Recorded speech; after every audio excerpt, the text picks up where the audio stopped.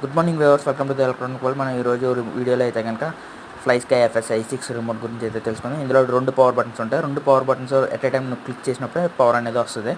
And stick ఏదైతే ఉందో అది లో చేస్తేనే అప్పుడు బటన్స్ అన్నీ ఆపరేట్ అవుతాయి అన్నమాట. సో ఇప్పుడు లాక్ అయితే ఉంది, స్క్రీన్ లాక్.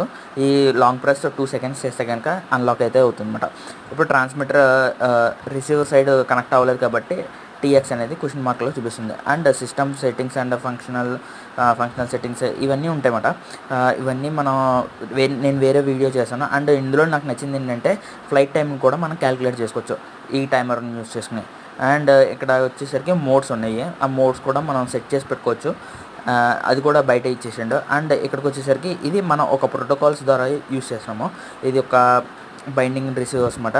తర్వాత ఇందులో ట్రైనింగ్ మోడ్, స్టూడెంట్ మోడ్ కూడా ఉంది. అండ్ అవుట్పుట్ చూసేటప్పటికైతే I bus protocol and S bus protocol